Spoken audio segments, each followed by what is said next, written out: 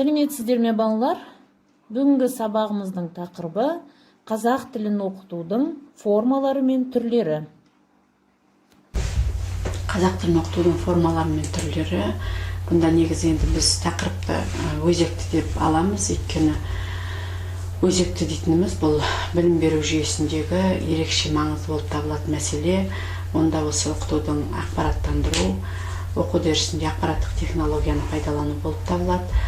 Бұл енді біздің ақпараттық технологияны қазір барлық оқушылар, сонымен қатар студенттер барлығы да осы ақпараттық технология арқылы жұмыс жасайды. Оның ішінде біз жаңағы тақырыбымызды айттық, формалары мен түрлері, яғни біз сабағымыздың қазақ тіліндегі әртүрлі түрлері бар, сабақтың түрлері, оның ішінде формалары бар. Соның барлығын АКТ, яғни ақпараттық технология қолдану арқылы өтеміз. Мысалы, қазіргі кездегі білім берудің негізгі мақсаты жан-жақты білімді, өмір сүруге бейім, ой тұлғасы бар, адамгершілігі жоғары, қабілетті жеке тұлғаны қалыптастыру дейді. Яғни бұл біздің елбасымыз Назарбаевтың айтып кеткені, яғни бұнда осы өзінің білімін өзінің жоғары деңгейде қалыптастыра алатын тұлғаны дайындау үшін біз осы қазақ тілін оқытуда оның сабақтың түрлері және формалары бірінші міндетке қойылады. Ал енді мақсатымызға, осы тақырып бойынша мақсатымызға келетін болсақ, онда оқушыларға ана тіл туралы ғылымның негіздерін беру, тілдің қоғам өміріндегі маңызын аша көрсетіп, оны меңгертудің өндірісте, қоғам өмірінде аса қажетті екендігін түсіндіру, оқушының ана тіліне жақсы білім алуына мүмкіндік туғызу, тілдің қатынас құралы екендігіне көздерін жеткізу, қазақ тілін оқытудың формаларын, түрлі әдіс тәсілдер арқылы оқушылардың ауызша, жазбаша тілдерін дамытып, онымен қаруландыру, оқушылардың тіл мәдениетін қалыптастыру арқылы өздігінен сөйлей, жаза білуге үйрету. Сол сияқты біз мақсат қойдық. Бұнда мақсатымыз бастауыш мектеп пен орта мектептегі қазақ тілі пәнінің мақсатын, ерекшелігін, мазмұнын мен көлемін, құрылымын, бөліктерінің бір-бірімен ұштасуы мен бірізділігін анықтау, оқу материалын сыныптарға бөлу, сабақ формаларын талдау. Сол сияқты келесі міндет ол оқытудың неғұрлым пайдалы, үнемді және тиімді әдістері мен тәсілдерін, оқылатын материалдың ерекшеліктері мен оқушылар құрамының психофизиологиялық ерекшеліктеріне байланысты әртүрлі жағдайда қолданылатын әдіс тәсіл варианттарын зерттеу және сипаттау. Оның ішіне бізде көбіне кіретіні ол жаңағы оқушылардың жас ерекшелігі кіреді. Жас ерекшелік дегеніміз мысалы сыныпқа байланысты. Төменгі сынып болсын, жоғары сынып болсын, бұл жас ерекшелікке байланысты әдіс тәсілдердің қолданылуы айтылады. Одан кейін қазақ тіл пәнінен жүйесі нақты белгіленген білім көлемін, ғылым негізін, оқушылардың ойдағыдай игеру шарттары туралы мәселелерді талдап шешу. Яғни материалды дәл қабылдаудың, айқын түсінудің, оны практикада қолдана білудің шарттары туралы мәселелерді талдау. Бұл біздің алдыға қойып жатқан міндеттеріміз. Қазақ тілін оқытудағы мақсат. Бұл бірінші мақсатымыз, бұл білім беру мақсаты болып келеді. Екінші тәрбиелік мақсат. Үшінші бұл оқушылардың танымдық даму қасиеттерін дамыту болып келеді. Одан кейін жалпы формасы бұл бірінші оқу формасы, одан кейін оқу ұйымдастыру формасы болып табылады. Оқу формасы деп отқанымыз бұл біз мысалы қазақ тілін оқыту әдістемесі, ал оқуды ұйымдастыру формасы бұл ұйымдастыруда біз көбіне дәстүрліге қазір сүйенеміз. Дәстүрлі ұйымдастыруда мысалы 3 мақсатта қойылады. Ол мақсаты яғни тәрбиелік, дамытушылық және ұйымдастырушылық түрлері болып саналады. Бұнда қазіргі заманда еліміз мектептер тәжірибесінде оқушыларға келелі тәрбие берудің бірден бір формасы да құралда сабақ. Яғни өз маңызын жойған емес. Сабақ дегеніміз бұл оқу процесін ұйымдастырудың ең тиімді формасы. Сабақтың құрылымы, бұнда сабақтың құрылымы бұл белгілі бірізділікті және өзара қарым-қатынасқа келген дәріс бірліктерінің байланыс тұтастығы болып келеді. Дидактикалық мақсаттарға байланысты сабақ типтері.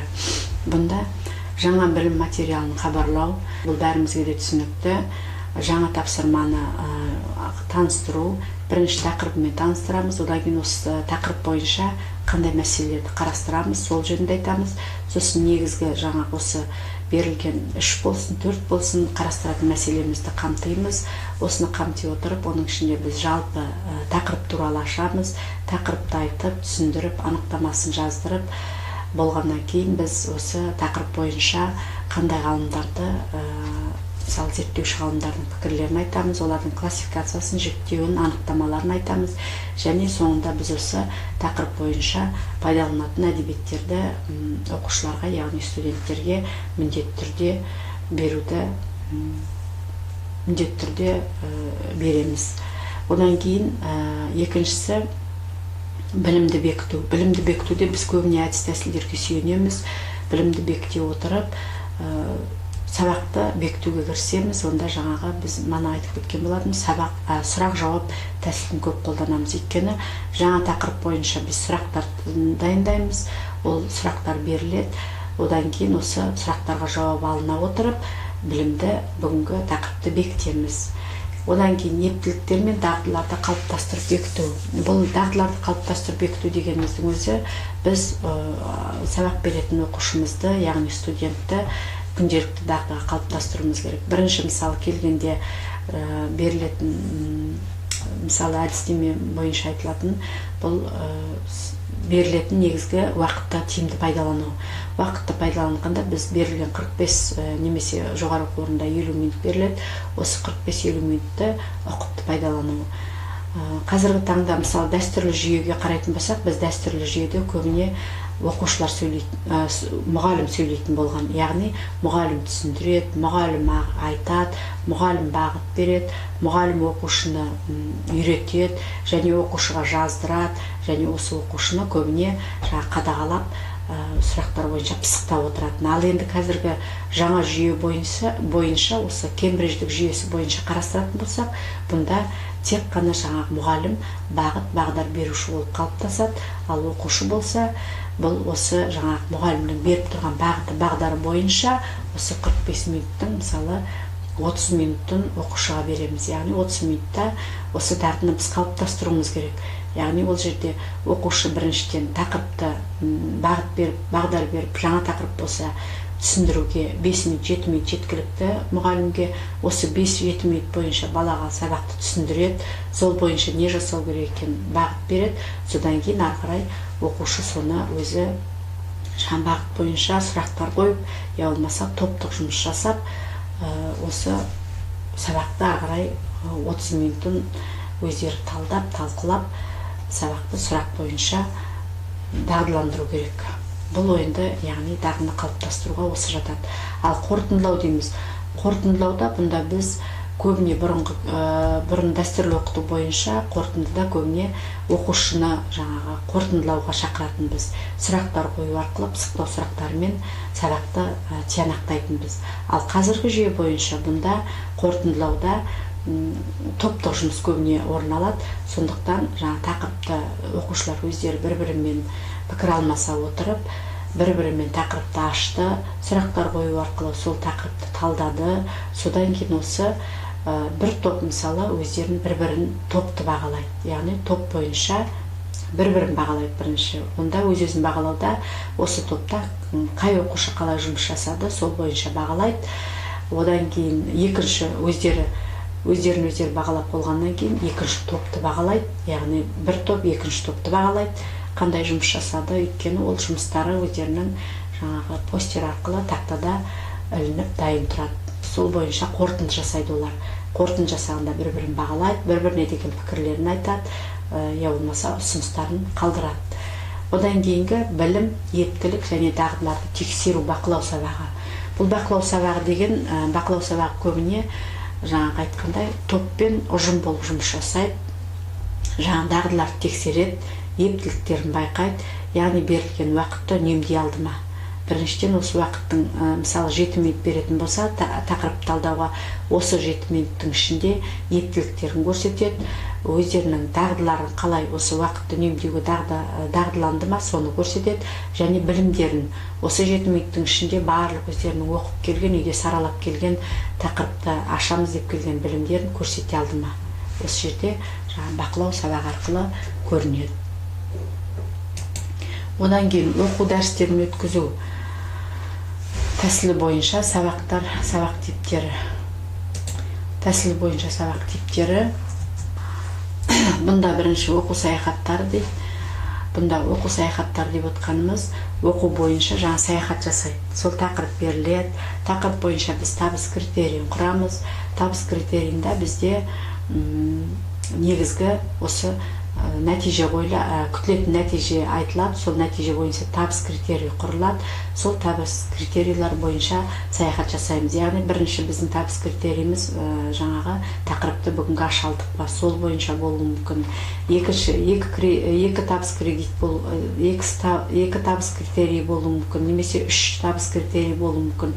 Осы саяхат жасаймыз сол бойынша. Одан кейін кино телесабақтар дейді. Бұл кино телесабақтар біз көбіне жаңа зерттеуші ғалымдар туралы өткізуімізге болады. Онда біз зерттеуші ғалымдардың пікірлері жазылған, немесе зерттеуші ғалымдарды біз білеміз бе, сол бойынша фотосуреттері ілініп, жаңа берген анықтамалары жазылады.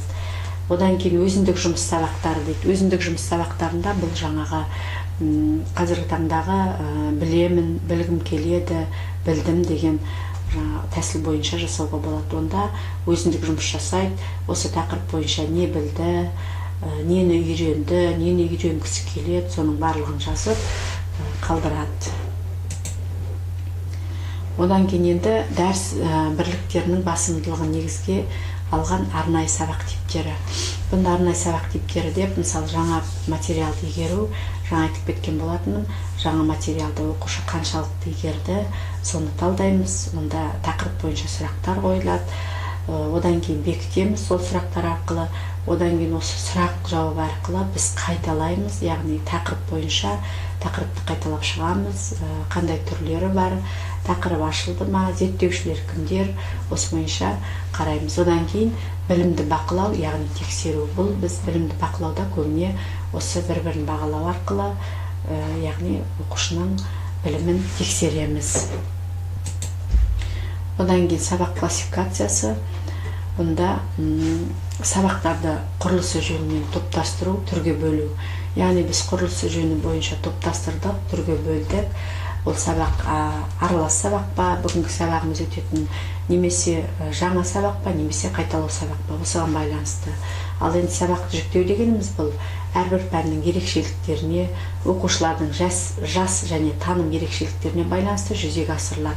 Бұнда біз пәннің ерекшелігі дегеніміз, мысалы қазақ тілін алатын болсақ, ол 5-ші сынып пен 8-ші сыныптың арасында мысалы жас ерекшелігі болады. Осыған байланысты біз сабақты жүктейміз. Бұл жүктеу бойынша зерттеушілердің пікірлерін көрсетуге болады. Мысалы біз педагогика бойынша алдық, онда Казанцев бұл оқу материалының мазмұны мен дидактикалық мақсаттары өткізу әдістеріне байланысты бөлген. Одан кейін Иванов оқыту процесінің ерекшеліктеріне қарай бөлген. Одан кейін Есипов, Даниловтар бұлар негізгі дидактикалық мақсаттарға байланысты бөлген. Енді осы қазақ тілін оқыту формаларына тоқталатын болсақ, бұнда формалар берілген. Біз осы формалар бойынша жұмыстар жасаймыз. Бұл біздің әрбір сабағымызда жаңағы форма түрлері айтылып кетеді. Одан кейін оқыту әдістері бойынша жаңағы зерттеушілердің берген анықтамасын көрсетеміз оқушыларға. Және осы анықтамаларды талдаймыз. Бұнда енді бірінші анықтаманы қарайтын болсақ, онда оқыту әдістері дегеніміз мұғалім мен оқушылардың өзара әрекетінің барысында білім алу жолдары дейді. Бұны айтушы, яғни педагог Зверев. Одан кейін Бабанскийдің анықтамасына сүйенетін болсақ, онда оқыту әдістері дегеніміз бұл мұғалім мен оқушылардың өзара әрекетінің негізінде білім, тәрбие және таным процесінде жетілдіру дейді.